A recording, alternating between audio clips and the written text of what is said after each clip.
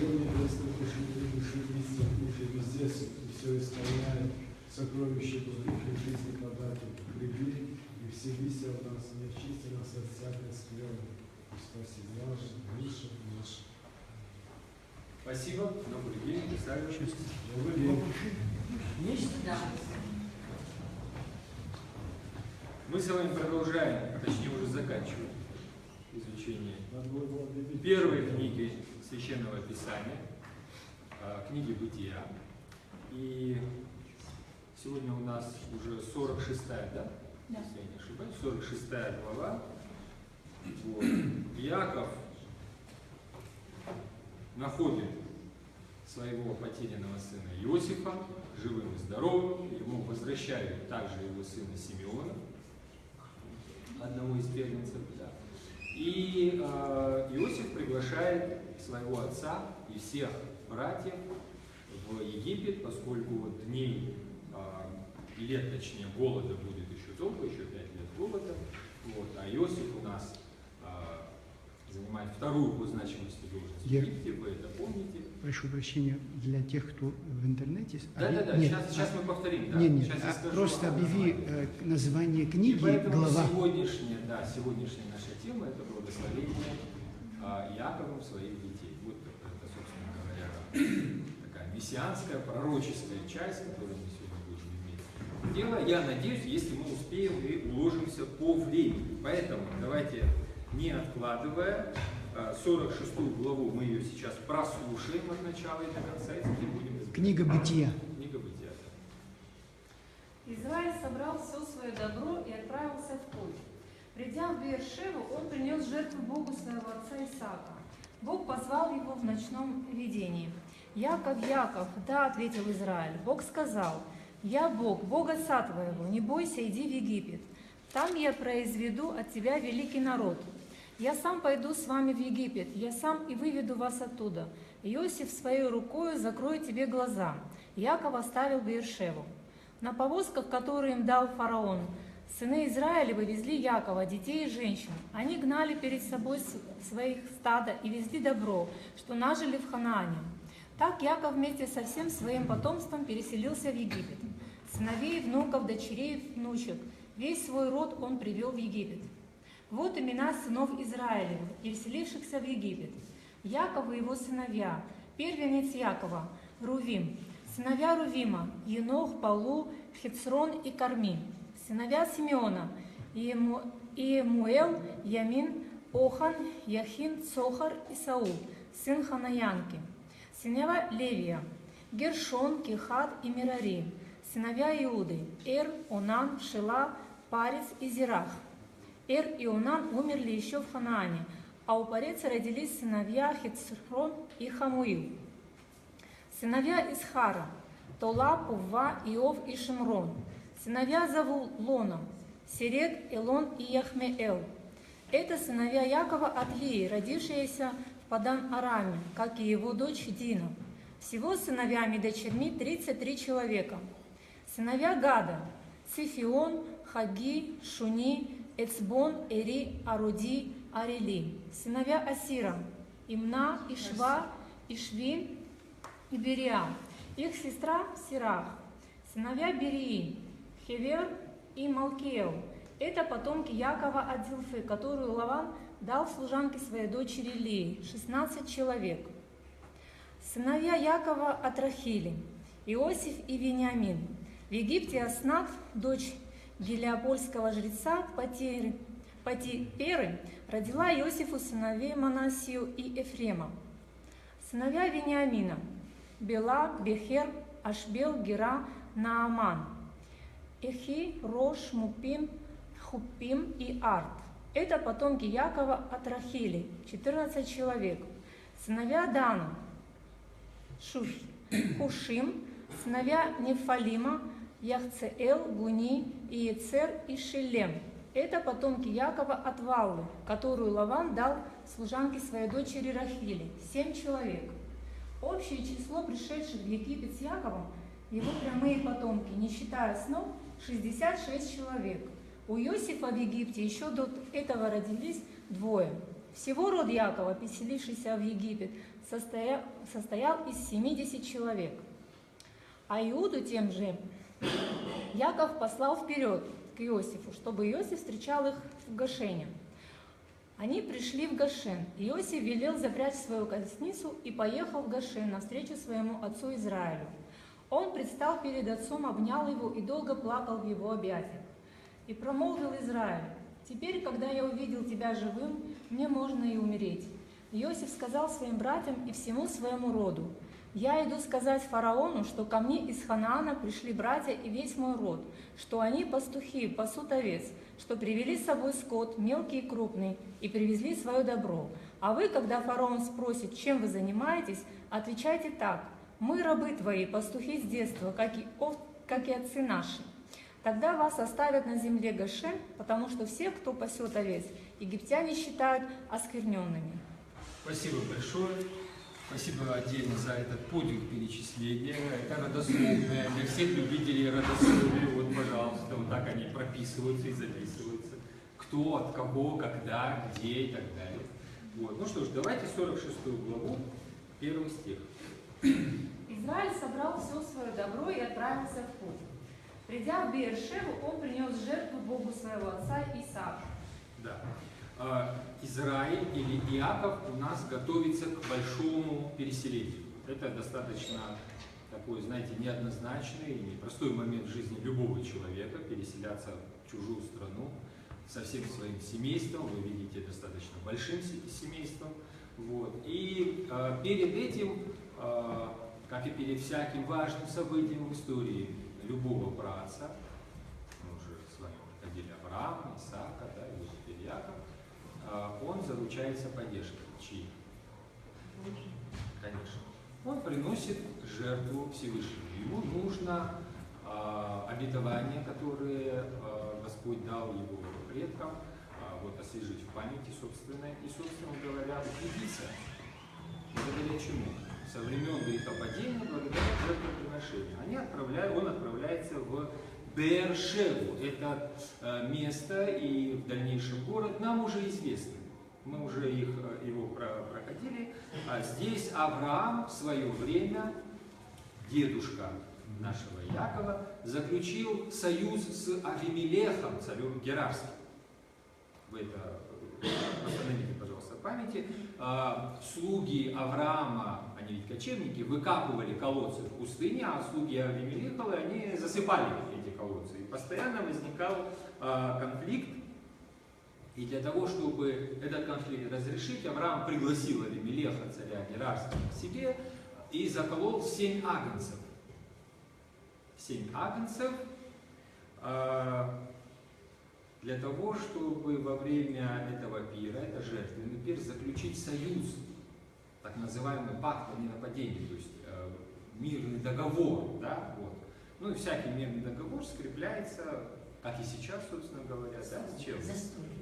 Да, совершенно верно. Это застолье. Итак, вот этих хамовитых царей Аврааму нужно было как-то умилостивить и успокоить. И вот он закалывает 7 этих овец и как бы откупается. Там же в Беер-Шева, это Версавия, там же он насадил рощу и там же призвал имя Бога Вечного. Беер-Шева — это колодец семерых. Это колодец семерых. Там было 7 ягнят, да, зарезано, и конфликт был из-за колодца. Соответственно, и название Беер-Шева — колодец семерых. Обратите внимание на то, что Иаков приносит жертву Богу своего отца Исаака. Но ведь мы всегда слышим вот эту триаду: Авраам, Исаак, Иаков. Авраам, Исаак, Иаков, да? А вот здесь только Исаака. То есть не Богу Авраама и Исаака, а Богу отца своего Исаака. Почему? Давайте мы прочтем вот тот текст, который я вам дал, вернемся несколько назад. Книга Бытие, 26 глава, это 22-33 стихи. С Беер-Шевой также связано имя Исаака или Исхака. Вот каким образом? Давайте послушаем. Это же Байрам попал. Это будет позже. И он двинулся отсюда и выкопал иной колодец, о котором уже не спорили, и нарек ему имя Рехавов. Он это Исаак. Да, Пространное свободное место. Ибо сказал он: теперь Господь дал нам пространное место, и мы размножимся на земле. Оттуда перешел он в Вирсавию. Ту самую Версавию или Бершеву. Перешел Исаак. Так. И в ту ночь явился ему Господь и сказал: «Я Бог Авраама, отца твоего, не бойся, ибо я с тобою, и благословлю тебя, и умножу потомство твое ради Авраама, раба моего». И он устроил там жертвенник и призвал имя Господа, и раскинул там шатер свой, и выкопали там рабы Исааковы колодец. Пришел к нему из Герара Авимелех и Ахузав, друг его, и Филох, военачальник его. Исаак сказал им: «Для чего вы пришли ко мне, когда вы возненавидели меня и выслали меня от себя?» Они сказали: «Мы ясно увидели, что Господь с тобою, и потому мы сказали: поставим между нами и тобою клятву и заключим с тобою союз, чтобы ты не делал нам зла, как и мы не коснулись до тебя, а делали тебе одно добро и отпустили тебя с миром. Теперь ты благословен Господом». Он сделал им пиршество, и они ели и пили.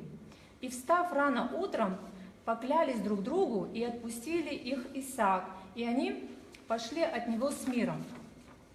В тот же день пришли рабы Исааковы и известили его о колодезе, который копали они, и сказали ему: «Мы нашли воду». И он назвал его Шива, посему имя городу тому Беер-Шива до сего дня. Да. Что у нас происходит с Исааком на этом же месте, Версавии или Беер-Шеве? У него также конфликт с Авимелехом, царем Герарским, и вот Ахузафом и Фихолом, военачальниками. Да? Тот же самый конфликт. Из-за чего? Из-за колодцев и так далее. Но здесь является ему Господь и говорит: «Я с тобою, благословлю тебя, потомство твое ради Авраама, раба твоего, не бойся». Господь укрепляет человека, который вынужден бегать по всей пустыне, у которого многочисленные проблемы с этими колодцами и так далее, и говорит: «Не бойся, я умножу твое потомство, я укреплю тебя». И к нему приходят язычники, языческие цари, и говорят, смотрите, какие слова: «Мы видим, что Господь с тобою». Он их спрашивает: «Чего вы пришли? Вы же меня выгнали. Я же скитаюсь здесь из-за вас». Они сами приходят к нему и говорят: «Давай заключим с тобою клятву, заключим с тобою союз. Мы видим, что Господь с тобою, чтобы ты не сделал нам зла». Разница между Авраамом и Исааком. Авраам, он бегает уходит от этих проблем и ради умиротворения режет 7 ягнят возле колодца. А у Исаака такой проблемы нет. Господь является Исааку, укрепляет его, и его гонители сами приходят к нему, просят у него мира, чтобы он им не навредил. Ибо мы видим, говорят они, Господь с тобой. Они боятся Исаака. Это не то же самое, что было с Авраамом. Такое исповедание от языческих царей услышать, да, вот, мы видим, что Господь с тобой. И в это место, в это самое место приходит Иаков. И он приносит жертву Богу своего отца Ицхака. Почему? Потому что это место связано с разрешением проблемы, с укремлением. Ну, у нас у всех есть памятные места, да? Есть места трагические, а есть места, связанные с победами. Вот какого рода у нас переживания в разных этих местах? Вот в данном случае для него память его отца, то есть Исаака, это воспоминание победы, когда Господь укрепил, когда сами язычники пришли и преклонились. Вот именно поэтому он приносит жертвы отцу, Богу отца своего Ицхака на месте, которое связано с воспоминанием его отца Исаака и победы над теми притеснителями, которые их окружают. Теперь, что касается колодца. Колодец, он у нас, вы знаете, вода – это символ всегда благодати. символ благодати. И именно потому, что благодать почивает на Аврааме, особо Исааке и Иакове, они видят, что эти люди очень устойчивы, когда твердо стоят на земле, да, у них большие семейства, у них распространяется их скот, а скот это основной показатель чего? Благосостояния и благополучия в пустыне. Да? То есть Господь с ними, и, соответственно, у них благополучие и благоденствие. Благодать Божия с ними, и поэтому они распространяются и достаточно уверенно себя чувствуют где? В пустыне. В пустыне, где жизнь отнюдь нелегкая. Вы это сами понимаете. Язычники уходят, Авимелех их покидает, Исаака, но благословение Божие остается. И вот Исаак назвал это место Шива. Шива – это, с одной стороны, однокоренные слова. Клятва – это, собственно говоря, местность. И, кроме всего прочего, это число 7. Там ведь 7 ягнят было принесено, да? Это же и символ изобилия, насыщения, сытости и даже счастья. Вот в слове «шива» здесь как бы вот такое вот, да, многосложное, такое многоярусное значение. То есть это и клятва, потому что здесь уже второе поколение праведников приносят клятвы с царем Герарским Авимелехом и его окружением.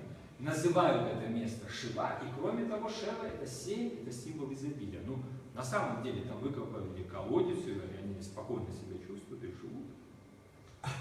Итак, у Исаака наличие благодати и отсюда наличие изобилия. Никогда не путайте местами.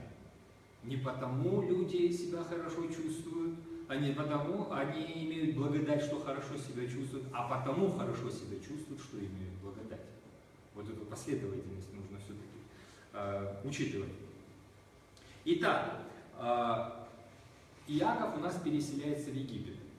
Да, он уже получил как бы все в этой жизни, ему сказали, что Иосиф, его сын, жив, и ему вернули Вениамина, и ему вернули Симеона, и он даже уже, вы помните, в прошлый раз мы с вами говорили, он произносит слово «раба», «довольно», то есть все, что я хотел в этой жизни, я получил, но для переселения ему нужна поддержка Всевышнего. Поэтому он на это же самое место приходит и здесь же приносит жертву. И заколол жертву Богу его отца Ицхака. И Бог, как и Исааку, явился Иакову ночью. В видении, да, вот мы с вами здесь читаем, в ночном видении. Видение Мореа. Видение Мореа. Это слово у нас также означает слово зеркало. Оно у нас встречается в Новом Завете. Если вы, ну, естественно, Новый Завет у нас написан на греческом, но сами-то персонажи у нас семиты. Вот апостол Павел, когда рассуждает, он говорит, ну сейчас мы как бы не знаем, да, всей полноты, но прозревая будущее, в видении как бы, да, в зерцале гадания, да, вот здесь на самом деле происходит игра слов, если вернуться к первоисточнику, он же у нас все-таки Саул, да, видение и зеркало это одно слово, поэтому увидеть в зеркале гадания это такая игра слов. Видение и зеркало, Мореа. Сейчас мы не знаем всего полностью и до конца, а вот когда, если видим это как бы в зеркале гадания, видим в зеркале гадания, это будет игра слов. Мореа это и зеркало, и видение. Далее, 2 стих. И Бог позвал его в ночном видении. «Яков, Яков!» «Да», — ответил Израиль. Бог сказал: «Я Бог, Бог отца твоего, не бойся, иди в Египет. Там я произведу от тебя великий народ». Да, спасибо. Вот, не бойся, иди в Египет, там я произведу от тебя народ. Извиняюсь, а почему Яков и Израиль тождественны? А, этот вопрос я вам должен задать. Вспомните, пожалуйста, почему мы Иакова и Израиля называем этими двумя именами одного и того же человека. Он А вы же понимаете, у нас занятие по Ветхому Завету, поэтому вопрос всегда вопросом будет. Да, слушаю. Израиль это второе имя ему дано. Израиль. Совершенно верно. То есть ночью, да, Господь явился, у них была борьба. Вот Иаков схватил кого? Того, с кем боролся, да, посланника, Малях, мы с вами говорили. И что? Пока не благословишь меня, но при этом, что тебе имя? Ответ был такой, что имя мое тебе для этого не должно быть делано чудно. Но ты будешь назван, Иакову говорит Господь, кем? Израиль. Ибо ты с Богом боролся, людей побеждать будешь. Богоборец, Израиль. Богоборец, это второе имя Якова. Что они договорцы Израиль? А для вас это... Нет? Сейчас, когда мы будем с вами рассматривать становление, историю народа, вы увидите, что это за народ и почему все пророки называют его ослом жестокофрийным. Вы увидите все это, конечно. Но вы знаете, не Израиль богоборец. Израильтяне это люди, человек.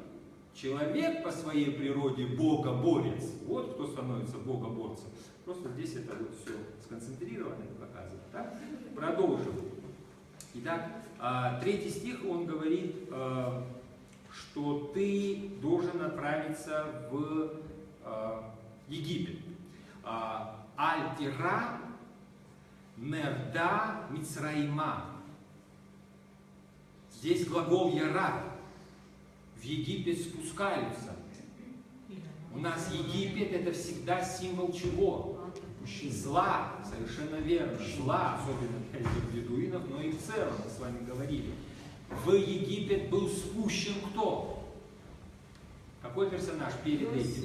Иосиф. Его и в яму спускали, и в Египет спускали, и в самом Египте в темницу спускали. То есть, я рад.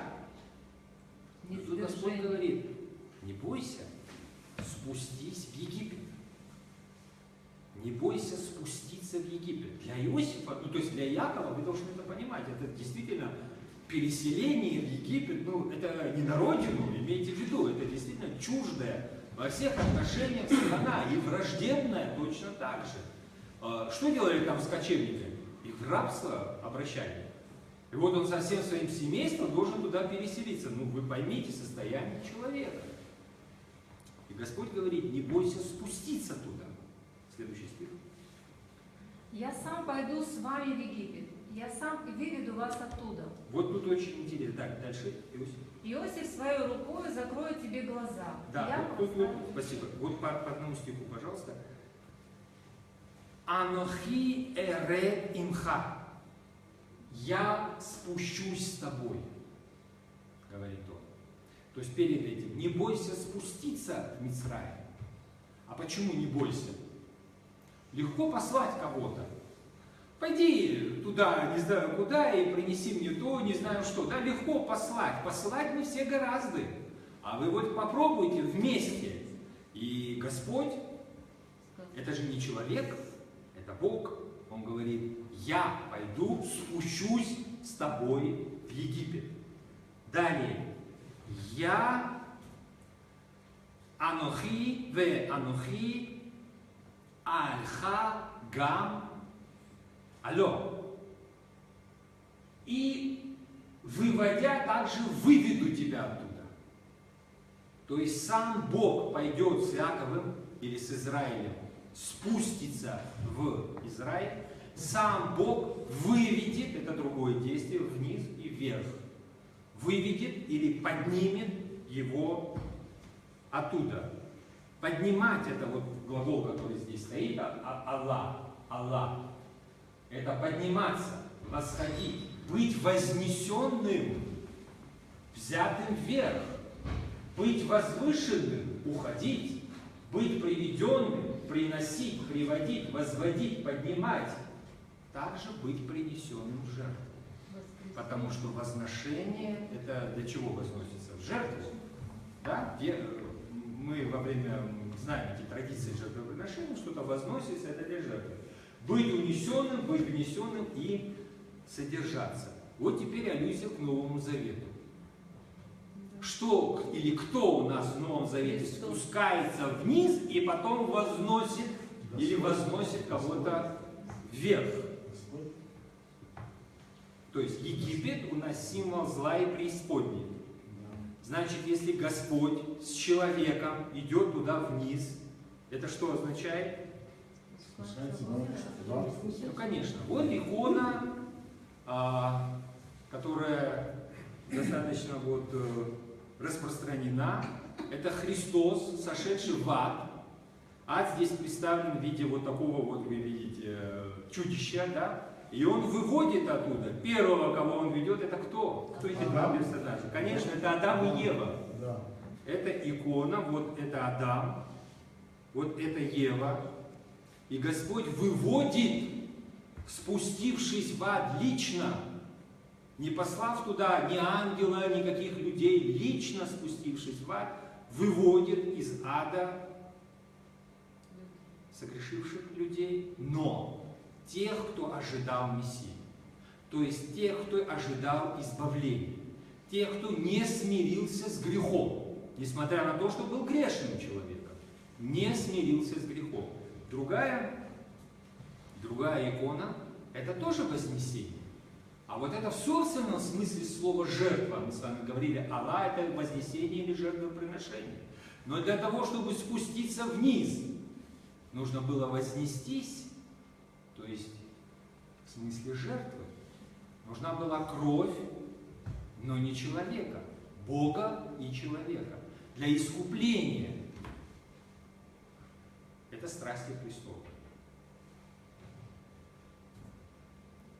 А вот это уже вознесение.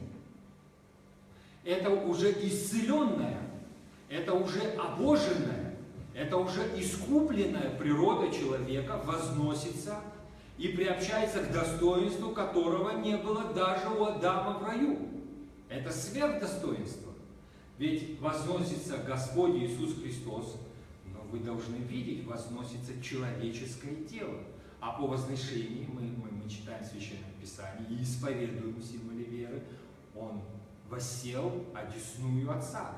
То есть большей славы для человека помыслить ум человеческий уже не может.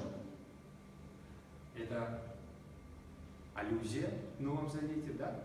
На вот это вот ветхозаветное пророчество. Я сам сойду с тобой в преисподнюю, и я сам вознесу тебя или выведу тебя из этой преисподней. Вот это глагол Аллах, это вознесение или исцеление человеческой природы.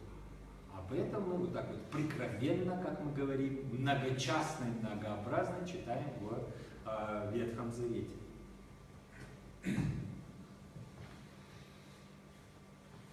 Есть следующее выражение, которым заканчивается этот стих. Йосеф яшит ядо аль-энеха. Йосеф яшит. Иосиф положит руку на твои глаза. Что это означает? Ну, понятно, что. То есть твой любимый Иосиф, которого ты многие годы не знал, не видел, да, о котором ты печалился и говорил, что ты уйдешь в Шеол, в скорби, именно он закроет твои глаза. Это как бы для всех нас понятно. Очень трогательная вещь, да, очень трогательная. Йосеф буквально, мы знаем, имя Иосиф означает добавить или прибавить, прибавление. А айн – это глаз или око, но в то же время это источник. Здесь также пророчество. Прибавится твой источник или твой родник, он будет увеличен. То есть он не просто закроет твои глаза, еще и ты размножишься в этой стране странствования, точнее рабства, в Египте.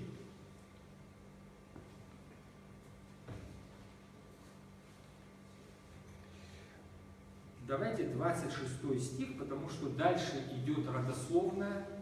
Я думаю, родословную мы можем смело сейчас опустить. Это перечисляются дети патриархов, 12 колен Израилевых, их потомство, которое переселяется. Поэтому возвращаться к этому мы не будем, мы сразу к 26 стиху переходим.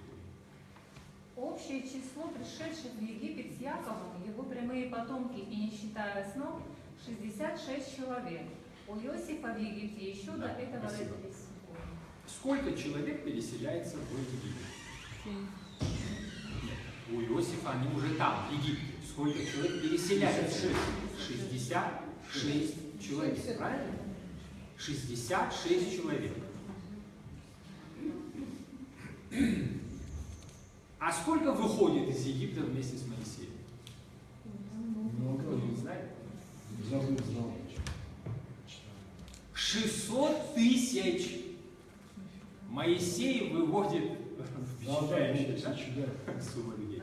Моисей выводит из Египта 600 тысяч человек. Это не голословное утверждение. Вот книга чисел. Мы с вами еще не дошли. Я вам прочитаю. «И сказал Моисей, 600 тысяч пеших в народе сем, среди которого я нахожусь».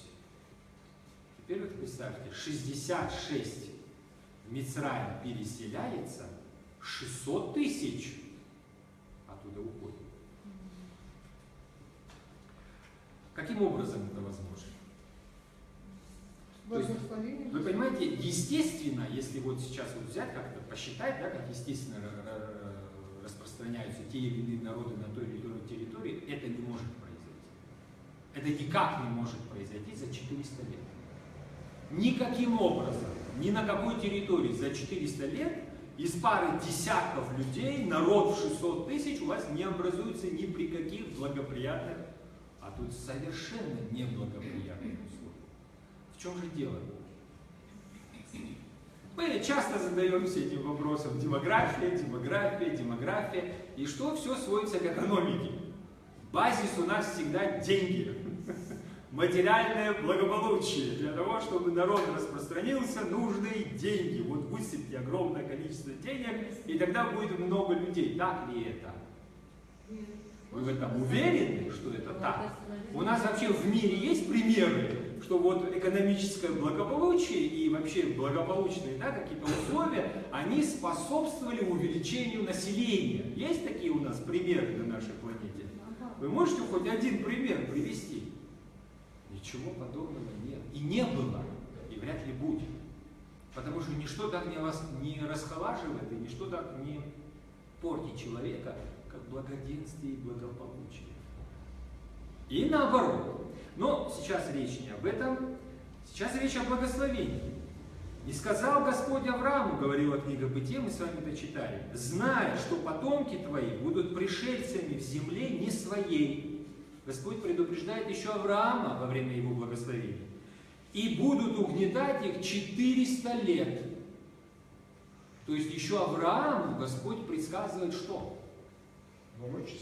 Рабство. Что 400 лет будут находиться твои потомки. Мы откуда знаем, что 66 человек входит, и через 400 лет мы складываем, да, и умножаем что? Исходя из пророчеств, которые читаем в Священном Писании. Итак, за 400 лет 66 человек превращается в 600 тысяч у нас. Какое благословение Божие.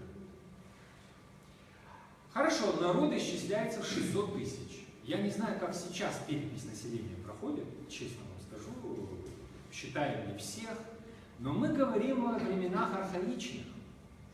Вы думаете, что 600 тысяч это весь Израиль? Там не были рабы. Давайте прочтем, опять забежим вперед, перепись, которую произвел по велению Божьему Моисей и его брат Аарон в среде тех, кого вывели из Египта. Вот шедшие в исчисление, которых исчислил Моисей и Аарон, начальники Израиля, 12 человек по одному из каждого племени. Ну, это как-то счетная комиссия, как это сейчас называется.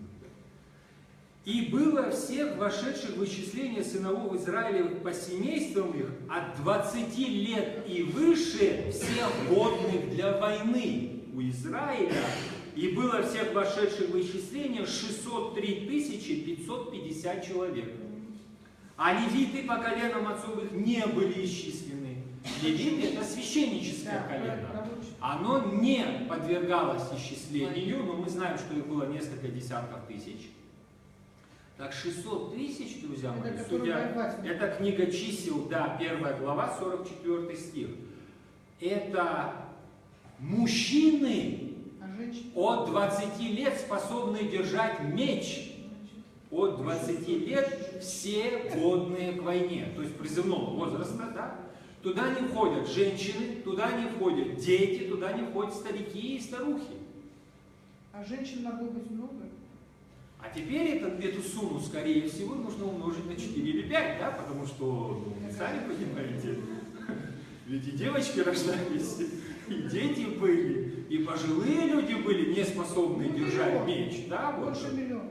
Да, то есть если 600 тысяч, то тут даже, может быть, и о паре миллионов, да, может идти речь. Да. Вот теперь представьте, какого исчисления был этот народ, который всего лишь 66 душами переселяется, а там и женщины пересчитаны среди этих 66 душ.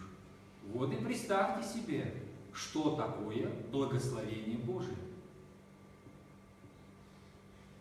А если учитывать, что это условия рабства, это они в рабстве так распространились. Ибо сразу по кончине Иосифа приходят фараоны, которые не знают Иосифа, и они начинают, да, совершенно изменяется отношение к израильскому народу. И мы знаем почему, потому что израильтяне распространились так, что египтяне стали их бояться, как бы они не захватили Египет. То есть это действительно не 600 тысяч человек, действительно огромное количество. А почему?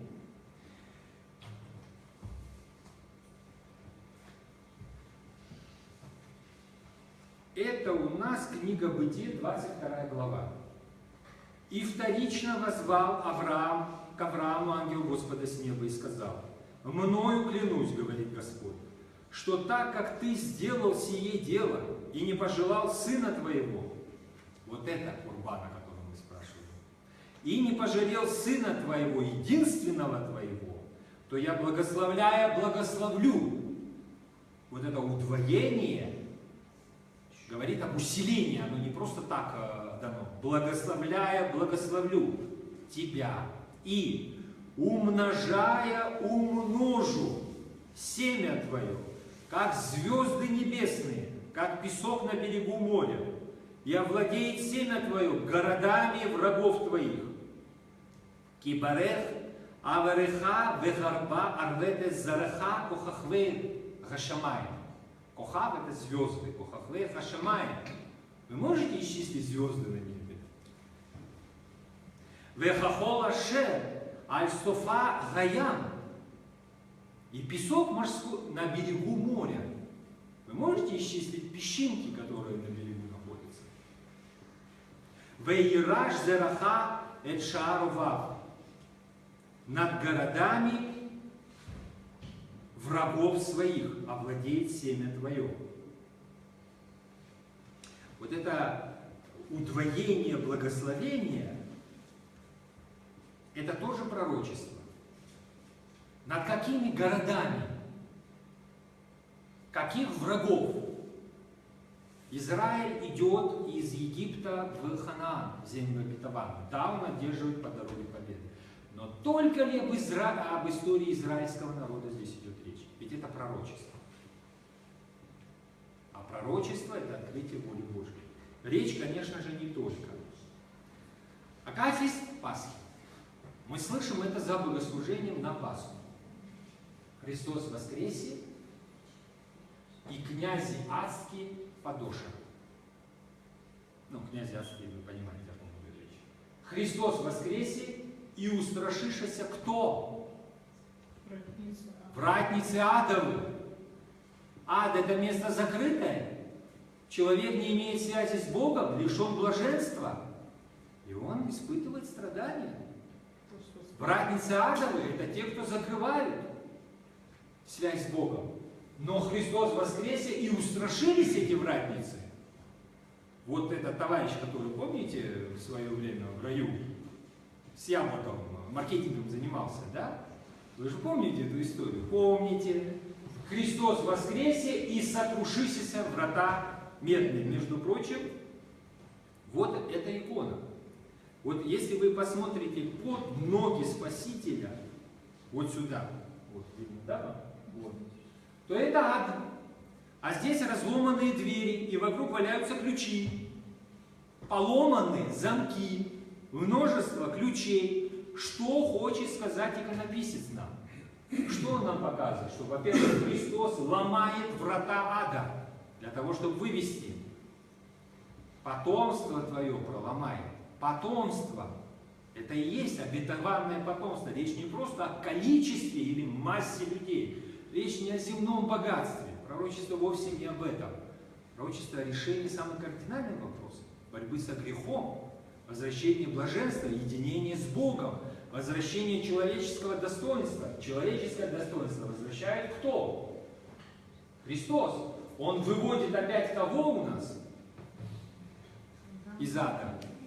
Кто этот старец и старица?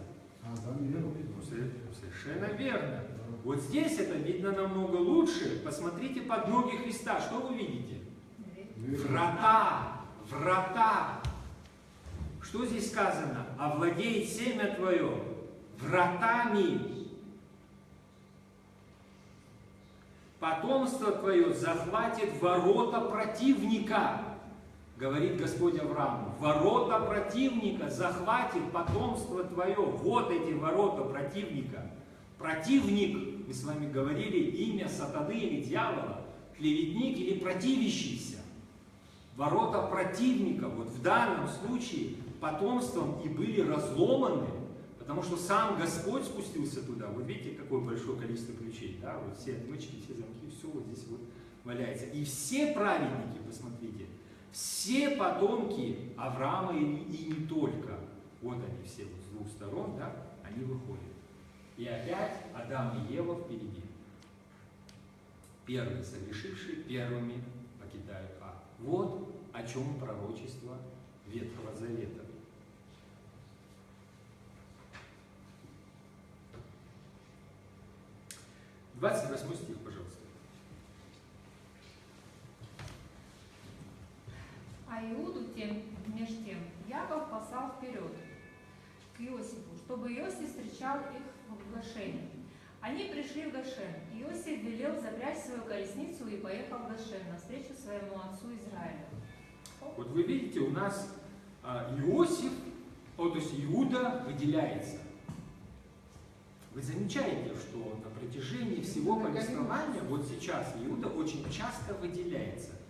Когда идет описание о жизнеописании Иосифа, продажи его братьям и так далее, у нас отдельная глава была посвящена, как Иуда отделился, куда-то ушел, копия царя Соломона, вы помните, выгодный брак, такой мезальянс, да, вот, ради чего, опять ради выгоды, на Ханаенке, едва не потерял благословение, вы помните, теряет старшего своего сына, среднего своего сына, да, Шеву, Анана, остается вот этот младший Даршава, и что там происходит? Инцест. Инцест. Он ложится, правда, не знает того, но инцест с Фомарию, в историю с Тамарой. Вы помните, Иуда был особо выделен, да, вот человек, который едва не был потерян. Но почему-то этот человек, который едва не был потерян, который уходит, который готов, ну, практически так же, как и сам, разменять свой первородство, уходит, отделяется, путем вот этих вот невзгод в своей жизни, потом, правда, возвращается обратно, да? Вот почему-то он выделяется у нас как персонаж. Потом у нас Иуда опять выделен. Где? Он продает своего младшего брата. Кто предложил продать? А зачем убивать? Можно заработать. Зачем убивать, да? Опять Иуда, да? Опять у нас Иуда выделяется. То есть характер человека, вы представляете себе, да? Вообще о ком идет речь? Да, вот вы представляете. Но почему-то Писание акцентирует на нем внимание.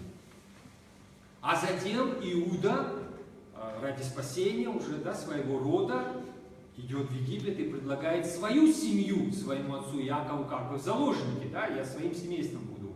И вот он у нас теперь, Иуда, мы с вами говорили, что означает это имя? Хвала Господу, Иуда, хвала Господня. Хвала Господня, не будем это забывать, потому что речь не просто о человеке. Просто люди, они, знаете, это просто смертные создания. Это просто смертные создания. Но здесь действие промысла Божьего. Хвала Господня. Человек эту хвалу нивелирует, Господь эту хвалу являет. Смотрите, что происходит дальше. Иуда у нас выделяется из общего количества. Уже Иаков его выделяет. Он его посылает. Землю Эрец Гешем. Земля Гошен. Такая земля в Египте, куда предложил Иосиф переселиться. То есть египтяне это не кочевое племя, это государство и цивилизация, вы это понимаете, да? А переселяются кочевники. Кочевникам что? У них же пастбище, да, им что, и пастбище необходимы. Вот здесь, вот, земля Гошен, то есть вы видите, это дельта Нила. Вот она, да? Это дельта Нила, вот это вот Нил течет, вот у нас Египет, это Нижний Египет, так называемый. Вот это дельта Нила. Переселяются они вот отсюда, из Ханаана, вот движутся сюда. Вот здесь город Пифон, где находится Иосиф. Вот это земля Гесем. То есть вода есть, пастбища хорошие, земля плодородная. И в то же время это как бы не основной Египет. То есть эти переселенцы не будут мешать основному населению. Они не будут мешать основному населению. Это самое главное, избежать еще и конфликта при переселении. Да? Вот. Здесь у нас это со спутника, но вы видите, да, вот земля Гесем, она у нас зеленая, да, в отличие от всей этой пустыни. На самом деле, если вы летите над Малой Азией, над Синайским полуостровом, вы видите, земля внизу красная, и растительности там нет. А вот дельта Нила, она зеленая, на самом деле, да, почему? Вода, земля плодородная. Вот она, земля Рамсес или Гесем, куда они переселяются. Отсюда же они будут в свое время и уходить. Так, продолжим. Он предстал перед отцом, обнял его и долго плакал в его объятиях. Это трогательная встреча отца и сына. Дальше. И промолвил Израиль: «Теперь, когда я увидел тебя живым, мне можно и умереть». Вот он уже не говорит о том, что я с печалью сойду. Он уже с радостью говорит: все, теперь я уже могу умереть. Дальше. Иосиф сказал своим братьям и всему своему роду: «Я иду сказать фараону, что ко мне из Ханаана пришли братья и весь мой род, что они пастухи, пасут овец, что привели с собой скот мелкий и крупный, и привезли свое добро. А вы, когда фараон спросит, чем вы занимаетесь, отвечайте так: мы, рабы твои, пастухи с детства, как и отцы наши. Тогда вас оставят в земле Гошен, потому что всех, кто пасет овец, египтяне считают оскверненными». Вот профессор Лопухин говорит о том, что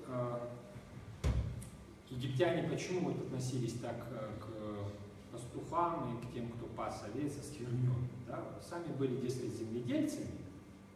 Вот, и все вот это кочевье, бедуинов, они считали чем-то таким более низким, то есть более высокой степени. Это земледелие, когда ты постоянно, когда ты кочуешь, это вот дескать.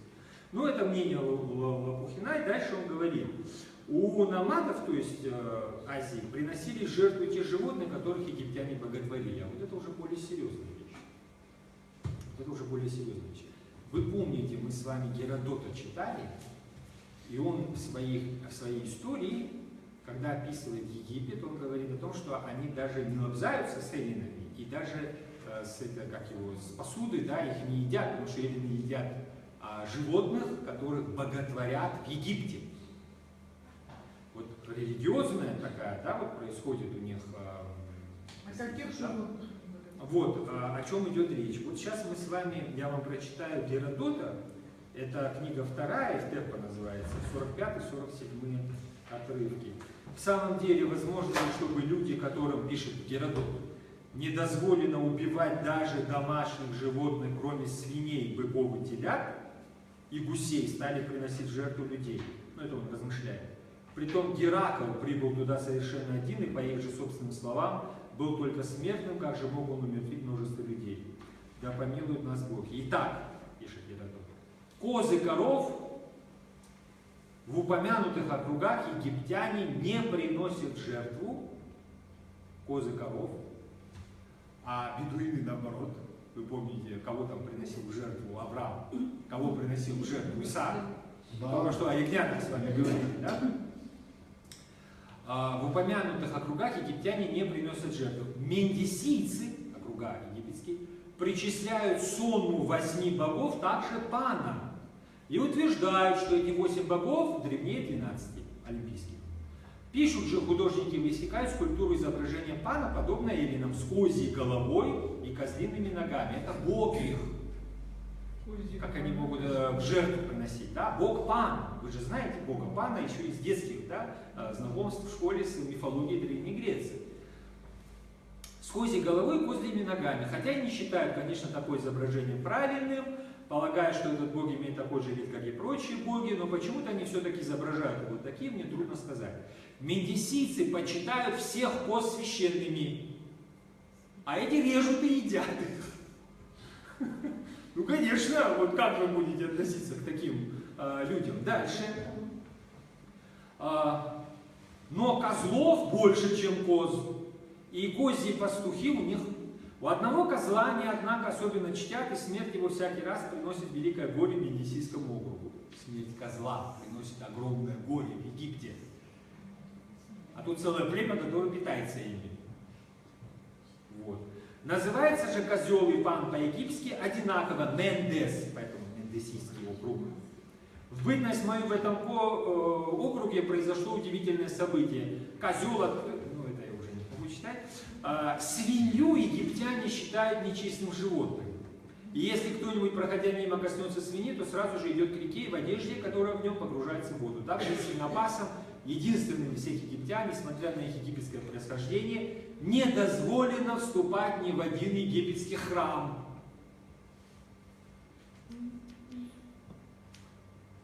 Никто не хочет выдавать за них замуж своих дочерей или брать в жены их девиц, так что они женятся и выходят замуж только внутри своего.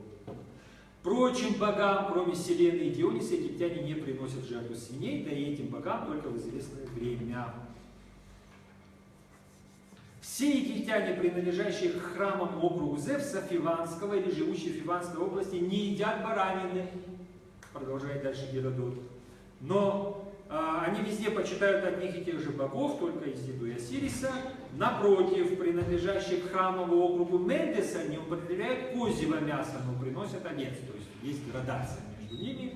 Кто-то не ест коз, приносит овец, кто-то не ест овец, приносит жертву коз, кто-то свиней. Богом города Мендеса был Хнум, баран. Хнум, бог города Мендеса. Баран у египтян был символом производительной силы. Геродот отождествляет Хнума с паном. Вы видите, он говорит, что голова козла. Да? Ну, как ему еще отождествлять? Ну, там баран это небольшая такая, скажем так, это национальное, да, вот различие, которое в Египте и у египтян отличает от эллинов. Вот. Хнум это бог-творец. Он вылепил, согласно египетским представлениям древних египтян, вылепил человека из глины. Вспоминаете? Имя Адам, Адама. Что это означает? Вылепил человека из глины на гончарном диске. Он же хранитель Нила. А с Нилом связана жизнь. Вы представляете, переселяются люди, которые едят божество. То есть вы должны понять, почему они считают их скверными. Поймите, это не просто так, да? Он бог плодородия, сын Нуна, бог Демиург, он создает людей и так далее. Вот это древнеегипетское изображение на одном из храмов Египта, достаточно современное. Что вы видите здесь? Вы видите вот этот атрибут, да, из-за которого все те, кто едят этих животных, почитают нечистыми или оскверненными. Ну как же это? Ненормальные покушаются на Бога, едят Бога, не чтят Бога. Поэтому Иосиф, зная обо всем этом, Очень интересно, что с этой точки зрения, которую ты говоришь, Герман, теория происхождения абхазов из Египта, да, абсолютно не подтверждается. И второе то, что интересно, почему абхазы приносят коз большей частью в жертву как раз говорит об их единстве светхозаветной традиции, нежели с египетской. Да, Тиздорфе, я помню, что в том же учебном заведении, которое вы сегодня оканчивали, профессор Немировский, как-то я уже говорил, прочитывая лекцию о истории семитских народов, утверждал, востоковедение, о том, что есть такая теория о происхождении абхазов, я вот сегодня специально об этом повторяю на камеру, западно-семитского происхождения. Ну, то есть это теории, господа, это же все теории, мы говорим с вами о временах, вы меня простите, мы вчерашнюю хронологию событий восстановить не можем, сколько людей у нас, столько мнений, а тут представьте себе восстановить многотысячелетнюю историю, да. Но, тем не менее, вот теорий достаточно много. Просто дело в том, что абхазцы не кочевой народ, да. Там кочевой, но при этом жертва... Но при этом единство, культуры. Ну, вы знаете, что тот же Геродот говорит о переселении египетских воинов в Колхиду. Да. Вот. И от них, говорит он, произошел в Колхиде народ. То есть вполне возможно, что и традиции с каким-то народом перешли на Кавказ или на Черноморское побережье Кавказа. Вполне Мне возможно. кажется, абхазская история уже... Итак, 47 главу, пожалуйста. Придя к фараону, Иосиф сказал: «Пришли из Ханаана мой отец и мои братья, вместе со стадами скота, мелкого и крупного, и со своим добром. Сейчас они в земле Гошен». Иосиф представил фараону 5 из братьев. Фараон спросил, чем они занимаются, и те отвечали: «Мы, рабы твои, пасем овец, как и отцы наши». И еще сказали: «Мы пришли в эту землю, как переселенцы, нам, рабам твоим, негде пасти скот. Ведь в Ханаане сейчас сильный голод. Позволь нам, рабам твоим, поселиться в земле Гошен». Фараон сказал Иосифу: «К тебе пришли отец и братья, так посели их в лучших краях нашей земли. Вся страна наша египетская перед тобою. Пусть живут в земле Гошен. И если ты знаешь среди них подходящих людей, то поставь их посмотреть за моими стадами». То есть фараон обращает внимание на то, что Иосиф-то он оказался очень благоразумным и прекрасным правителем, да? Вы знаете, он спас весь Египет, а тут все его семейство переселяется, и, конечно, фараон весьма и весьма расположен, имея целью не просто благодеяние, но и личное, да, вот, благосостояние, да, имея Он не мысли. знал, что И, конечно, он передает и собственные стада для того, чтобы, раз Иосиф так приумножил и спас, собственно говоря, египетскую цивилизацию, наверное, нужно и доверить им благополучие собственного дома. Дальше, 7 стих. Затем Иосиф представил фараону своего отца Якова. Яков благословил фараона, и тот спросил: «Сколько же тебе лет?» 130 лет я прожил на свете, отвечал Яков. Это немного, и трудными были эти годы. Им не сравнится с годами, которые прожили на свете мои прародители. И вновь, благословив фараона, Яков удалился. Спасибо. Вы помните у нас встречу священников или патриархов с вельможами Авраам с Мельхиседеком? Да? Авраам, возвращаясь после битвы с царями, напавшими на Содом и Гоморру, вернув своего племянника Лота, возвращаясь с богатой добычей, к нему выходит навстречу кто? Мельхиседек, Мелех Седек, праведный царь, царь праведности. Да? Царь Салима, мира. И Авраама он благословляет, а Авраам выделяет ему десятину.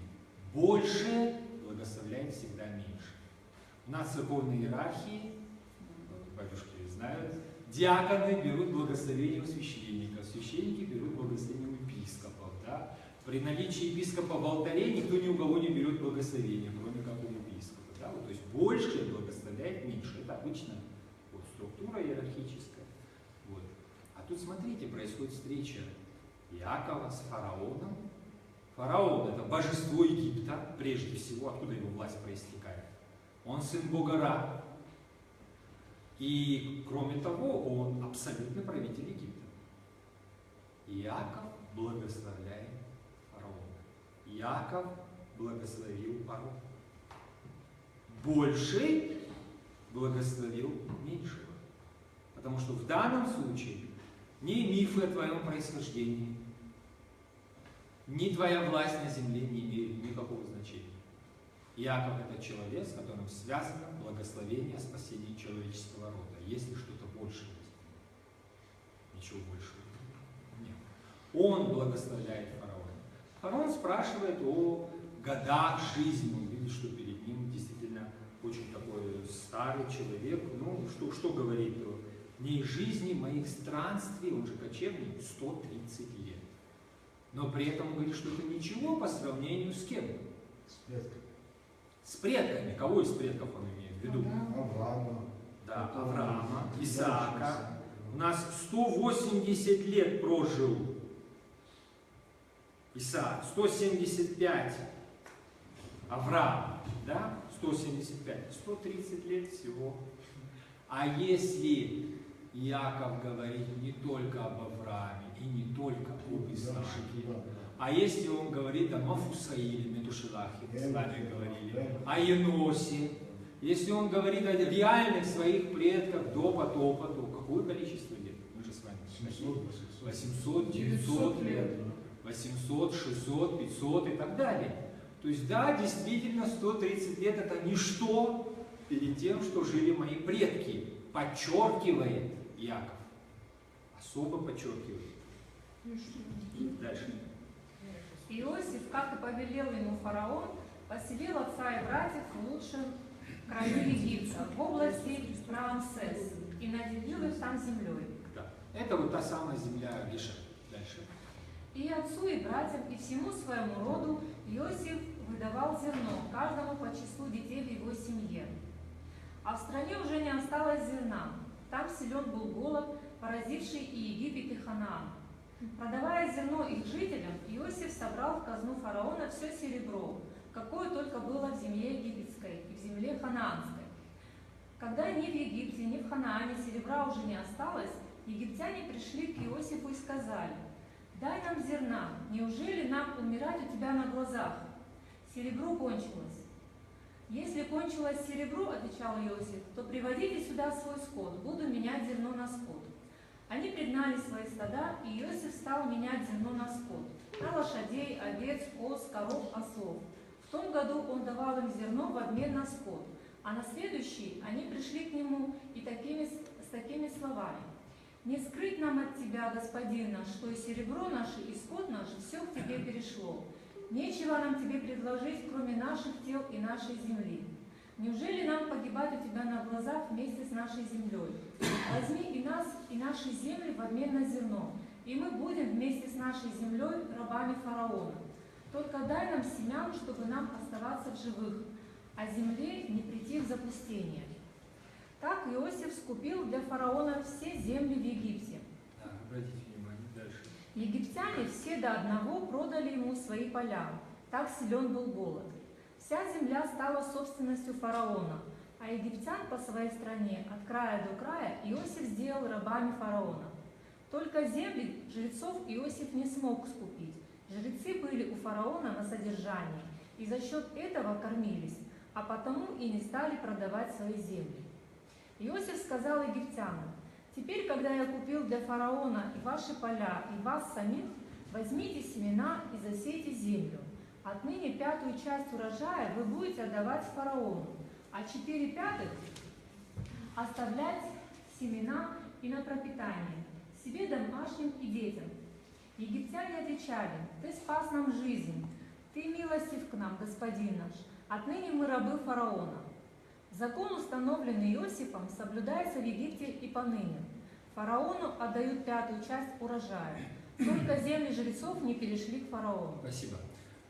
Укрепил его власть. Это действительно, да, фараон сделал правильный выбор. Мировой его сделал. совершенно верно, вы теперь видите, что сделал для фараона Иосиф. То есть Иосиф, если раньше жители Египта владели собственными земельными участками, имели свои стада и свой достаток в виде серебра, то теперь у них не осталось ни своих земель, все земли стали принадлежать фараону, кроме одной касты жрецов и, соответственно, земель жрецов.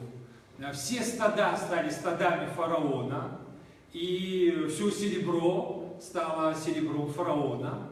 А когда они продали себя в рабство, таким образом, фараону, фараон получил абсолютную власть в Египте благодаря Иосифу. Иосиф вел налог, 5-ю часть. 4/5 вы оставляете себе. Это что? Оброк. Вот вам бабушка Юрьев день называется. Да? То есть все, свобода закончилась, свободы больше нет. Вы теперь принадлежите фараону и будете платить оброк. 5-я часть это 20%. 20% налог фараону. Вот что сделал Иосиф в Египте. Очень правильная кадровая политика руководителя. Вот что она означает. Дальше. Израильтяне поселились в Египте, в земле Гошен. Там они владели землями, там стали они плодовиты и многочисленны. 17 лет провел Яков в Египте, а всего он прожил 147 лет. Когда пришла ему пора умирать, он позвал Иосифа и сказал: «Окажи мне милость, поклонись мне, коснувшись бедра моего, что ты не забудешь выполнить мою просьбу». Да, коснувшись бедра, это вы помните, еще Авраам своего слугу заставляет точно так же клясться, когда он отправляется за супругой для Исаака. Вот, продолжайте. «Не хорони меня в Египте. Когда я отойду к предкам, то увези меня из Египта и похорони меня в усыпальнице моих предков». «Я сделаю, как ты сказал», — отвечал Иосиф. «Поклянись», — сказал Яков. Иосиф поклялся, и Яков, лежавший на постели, склонил голову. То есть вы понимаете, что Яков уже заботится о последних своих днях, то есть о своем упокоении, кончине. И для него лежать вместе с своими предками, Авраамом, Исааком, это не просто такая вот блажь, чтобы находиться рядом, это еще и единство в благословении. Это не просто общий погост пещера Махпела, да, которая вот в Ханаане находится, да, которую купил в свое время Авраам, вы помните, за серебряные сикли или шекели. Это не просто, да, это еще и оставаться причастным этому благословению. Пещера Махпела – это место, где похоронены патриархи, оно до сих пор почитается, вот, является святыней 3 религий мировых, как вы понимаете. Вот, то есть этот памятник до сих пор известен, и он склоняет голову на постели, но перед смертью все патриархи благословляют. И вот, собственно говоря, тема наша. Не подошли дальше. Некоторое время спустя, узнав, что отец болен, Иосиф привел к нему своих сыновей, Манассию и Ефрема. Вы помните, что это 2 сына, которые родились у Иосифа от дочери египетского жреца, да, он у нас еще приобщен к касте жрецов, с другой стороны. Вот. И 2 сына Менаше и Ефраим, да, Менаше и Ефраим, старший Манассия, младший Ефрем. Ефраим. Вот это 2 сына, которые здесь перечислены. Дальше. «Пришел твой сын Иосиф», — сказали Якову. Тот собрался силами, сел на постели и обратился к Иосифу.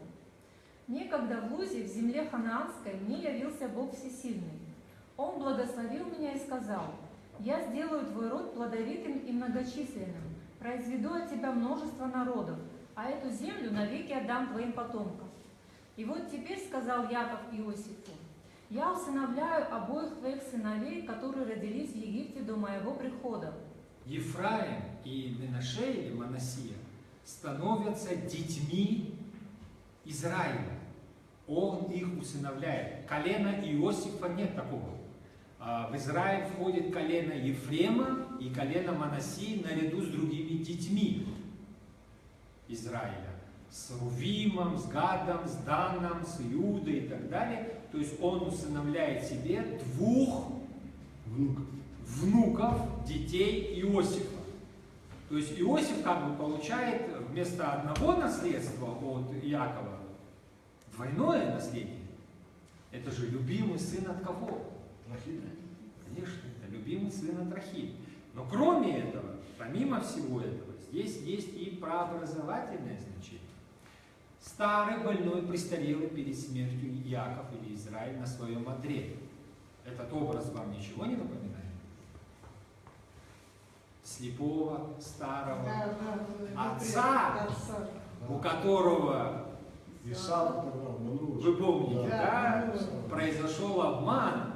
Младший восхитил первородство у старшего благодаря обману с матерью, которую они совершили, да, с этими шкурами и так далее. Но вот пришло время кончины, Иаков как бы уже сам столкнулся с божественным промыслом о справедливости. Вы помните, вместо любимой младшей Рахили дали старшую больную глазами Лею. То есть он уже знает, что такое. Но еще под конец он совершает еще один акт, который мы сейчас с вами познакомимся. Дальше. Теперь Ефрем и Манассия будут моими наравне с Рувимом и Симеоном, а сыновья А родившие... Рувим и Симеон это первенцы. Да. То есть он детей от любимой Рахили возводит в сан первенцев наряду с Рувимом и Симеоном, первыми детьми. Дальше. А сыновья, родившиеся у тебя после, те твои, Да. но причтены будут к родам своих братьев и получат наследство из их доли. То есть колена Иосифова не будет. Те, кто у тебя родятся потом, если они родятся, то они будут принадлежать либо к Манассиеву колену, либо к колену Ефраима. Дальше. А моя Рахиль, сказал Яков, умерла в пути, когда я возвращался из-под Дана. Кого он вспоминает перед своей кончиной? Посмотрите, 147 лет старец. Кого он вспоминает? Он вспоминает свою любимую супругу Рахиль. Дальше. В Ханане, неподалеку от Ефрата. Там я и похоронил ее у дороги на Ефрату, что ныне называется Вифлеем. Да. Но вы смотрите, это же не просто так. Вот посмотрите, это же опять не просто так. У нас в пророчестве о избитых младенцах кто плачет? Кто оплакивает? Рахиль оплакивает младенцев, избитых Иродом. Детей своих оплакивает. В Вифлееме, потому что она там похоронена. Дальше. И, посмотрев на детей Иосифа, Израиль спросил его, кто это? Это мои сыновья, ответил Иосиф, которых здесь даровал мне Бог. Подведи их ко мне, сказал Израиль, чтобы я их благословил. Старость помрачила глаза Израиля, он ничего не видел. Вспоминаете? Вспоминаете, да? То же самое было с его отцом. Да, продолжайте. Иосиф подвел к нему детей. Израиль расцеловал их, обнял и сказал Иосифу, «Я и тебя-то уж не надеялся увидеть, а вот Бог дал мне увидеть и твоих детей». Иосиф взял своих детей, они были на коленях у Израиля, и поклонился отцу до земли. Когда Иосиф подвел своих сыновей к Израилю, то Ефрем был справа от него, от Израиля по левую сторону, а Манассия слева, от Израиля по правую сторону. Но То есть Израиль... Манассия по правую сторону, соответственно, правой рукой благословения, он должен благословить Манассию старшего, а по левую сторону Ефрема, левая сторона она меньше, он должен благословить младшего. Так он должен положить руки. Дальше. Но Израиль возложил правую руку на голову Ефрема, а младшего, а левую на голову Манассии, Да, старшего. то есть получилось, что благословение он стал давать младшему, первенствующему, а старшему наоборот. То есть произошла как бы ошибка. Дальше. Так что руки его скрестились. Да, вот такой крестообразный. И благословил Израиль Иосифа такими словами. А благословит он Иосифа, потому что это его дети, да. Бог, пред лицом его жили отцы мои, Авраам и Исаак. Бог, пастырь мой, всегда и доныне. Ангел, избавляющий меня от всякого зла, да благословит отроков. К роду моему они будут принадлежать, к роду отцов моих, Авраама и Исаака. Многочисленно будет на земле их потомство. Увидел Иосиф, что свою правую руку отец возложил на Ефрема, и, приняв это за ошибку, взял руку отца, чтобы переложить ее с Ефрема на Манассию. Ну да, ошибка. Да. «Не так, отец, — сказал Иосиф, — Вот первенец возложил на него правую руку. «Я знаю, — ответил Израиль, — я знаю, сынок. От него тоже произойдет великий народ, и все же младший брат превзойдет его и даст начало множеству племен». Вот смотрите, то, что когда-то произошло самим Яковом, да, восстановлено. Все восстановлено. Когда-то младший восхитил переростку Исава, да, и на нем тоже благословение, конечно, мадианитяне, они тоже получили благословение, там потомки Исава тоже будут иметь, даже в свое время возьмут власть в Израиле, да, вот перед пришествием Христа. Но, тем не менее, все обетования были связаны с Яковом. Сейчас восстанавливается, ну, как мы это с вами называем, что? Совершенно верно, как мы это с вами называем, гармония, да, она восстановлена. И когда Иосиф пытается как бы восстановить правильность, он слышит в ответ, что это не проблема из-за того, что отец не видит. «Знаю, сынок, знаю», говорит ему Яков. То есть это совершенно осмысленное пророческое действие. Дальше. Вот слова, которыми Израиль благословил их в тот день. «Благословением вы станете для израильтян. Они будут говорить, благословляя друг друга. Да сделает тебя Бог подобным Ефрему и Манассии». Так поставил он Ефрема впереди Манассии. Дальше. Потом Израиль сказал Иосифу: «Я скоро умру, но Бог будет с вами и вернет вас в землю ваших отцов». Это предсказание о том, что они вернутся из плена. «А тебе я даю горный кряж, Шехем. Да. Ты будешь выше, чем братья. Я отбил его у амореев мечом и стрелами». А тот небольшой участок, который мне, как страннику, еще в Ханаане принадлежит, Шехем, он у нас встретится в самом неожиданном месте в Новом Завете. Он передает Иосифу, своему сыну, единственный участок, который ему принадлежит по собственности. Да? И вот мы с вами сейчас ознакомились с благословением, которое совершил праотец Яков над уже внуками, усыновив их себе. Следующее благословение, которое он даст, это благословение своим 12 сыновьям. Мы с вами уже подходим, вот сегодняшняя наша встреча подошла к концу, у нас осталось всего 5 минут. И давайте мы в 49 стихе послушаем слова Якова, и на этом будем завершать. «Созвал Яков своих сыновей. Соберитесь, я скажу вам, что вас ждет в грядущем. Сойдитесь, слушайте, сына Якова, Израиля слушайте, отца своего. Рувим мой первенец, моя помощь, первый плод моей силы мужской. Всех он выше». Значит, смотрите, что происходит. Иаков собирает своих сыновей для того, чтобы пророчествовать. Как мы говорим, пророчество всегда в будущем. Да? Вот у нас есть два термина священных писаний. Профитис, да, пророческое служение на греческом. Профитис, нави на иврите. Профитов, то есть этих оракулов или предсказателей было великое множество. Великое множество, самый известный, наверное, дельфийский, да, оракул. Вот. То есть перед каким-то важным событием представители древнего мира, это не только эллины, персы, кто бы это ни был, они всегда обращались к оракулам для того, чтобы узнать, что их ждет, да, впереди. Служение навиим, то есть служение пророков, оно несколько отличается от предсказаний. Пророк, он не просто предсказывает будущее, он не просто говорит, вот я вижу, так, завтра у тебя там что-то произойдет с тобой или не произойдет с тобой. Да? Будет у тебя благополучие или не будет. Пророки, посланники Бога. Соответственно, совершенно верно. Служение пророков – это не предсказание будущего, это раскрытие воли Божьей. Предсказания, которые мы чаем чаще всего, они связаны с нашими страстями. У нас есть надежды, связанные с нашими увлечениями, да, или так называемыми пристрастиями.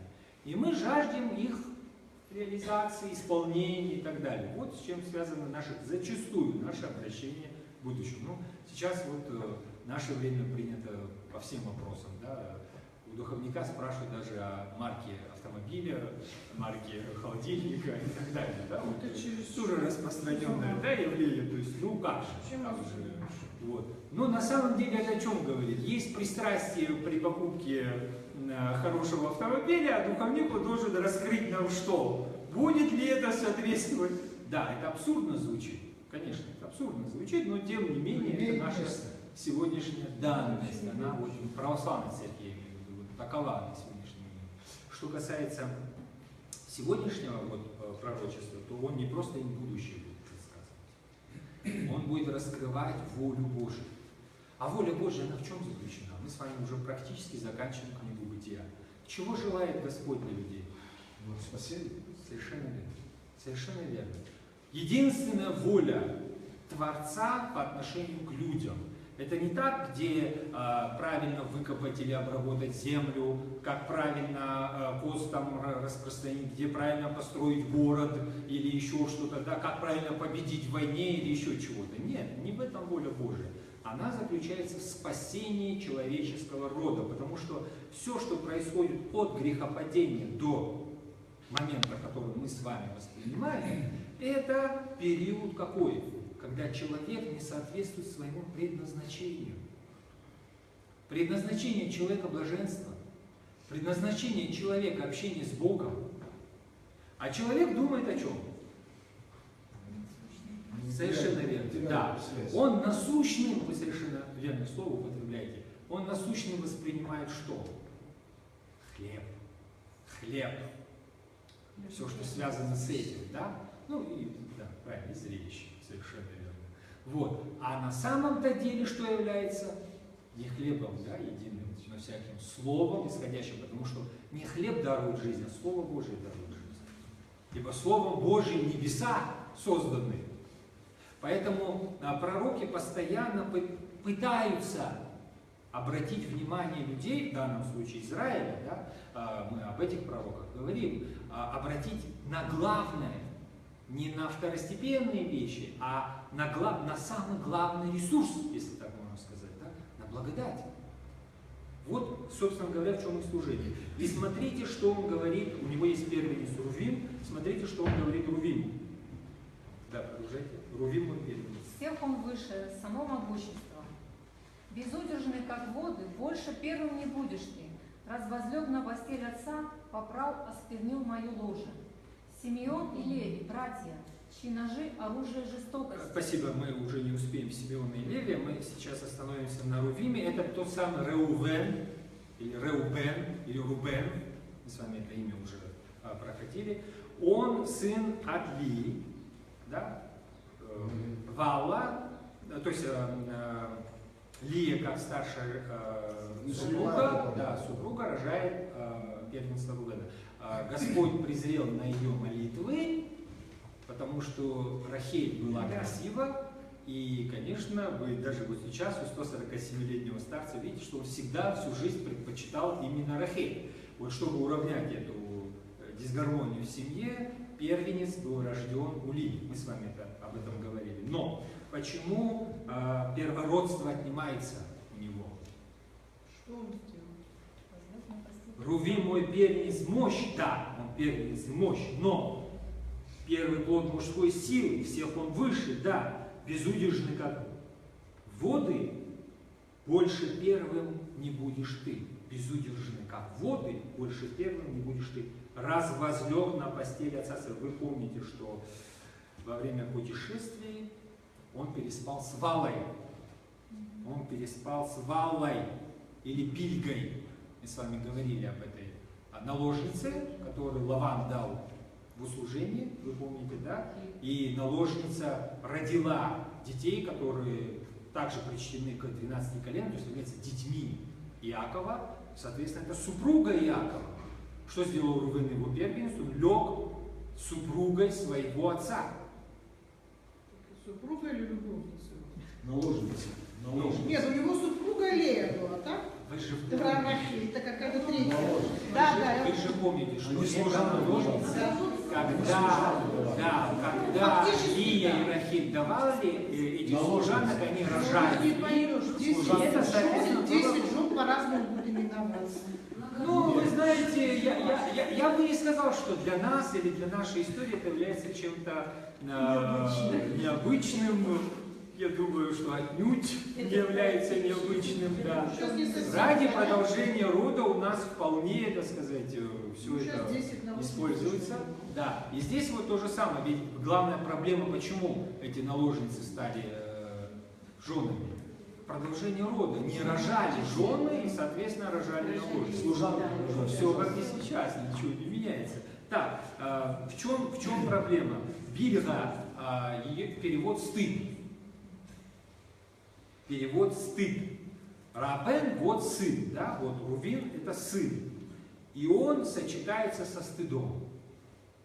Делает постыдное.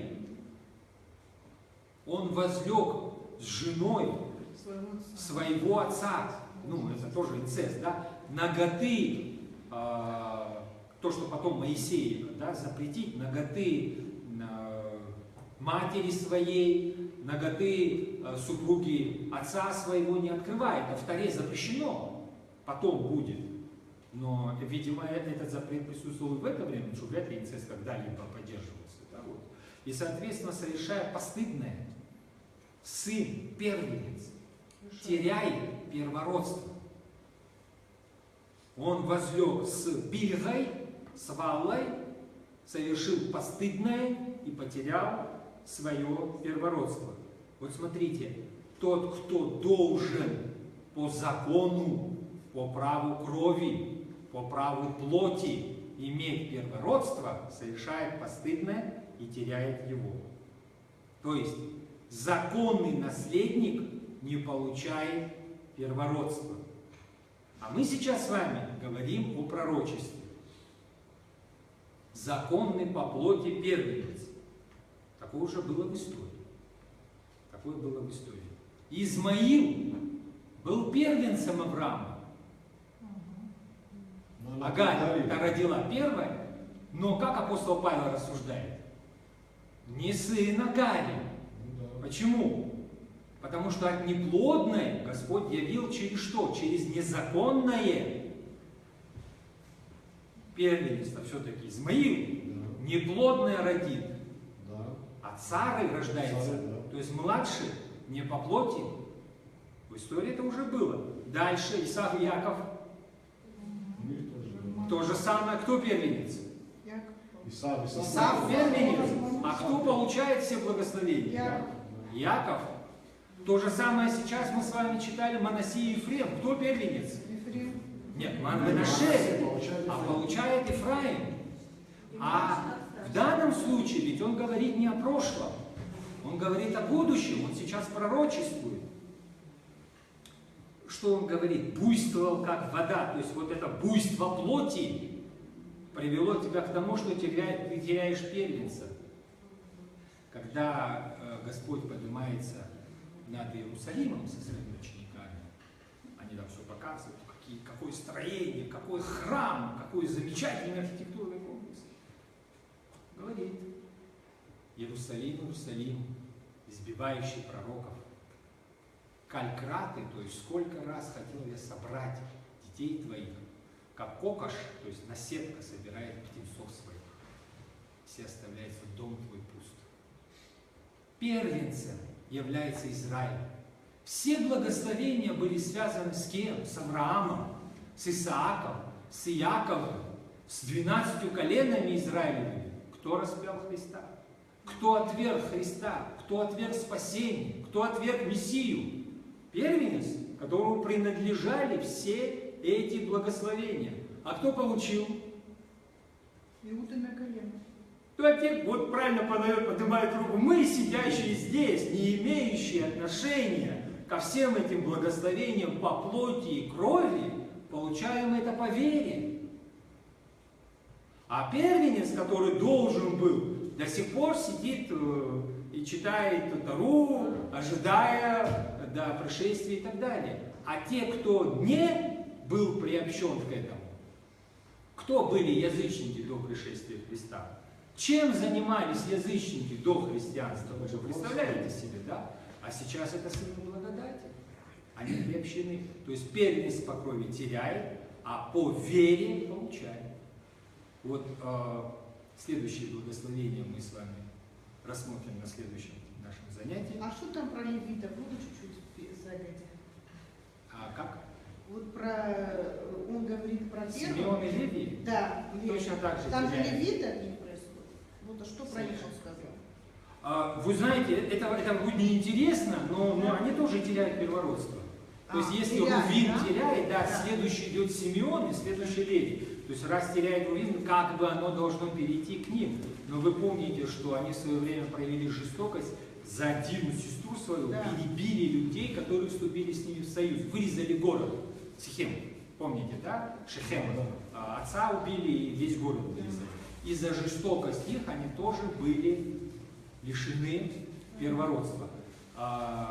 Что связано с коленом Левия и его потомками, которые служили в храме, мы подробно рассмотрим на нашей следующей встрече. Если больше нет никаких вопросов, спасибо, Марк.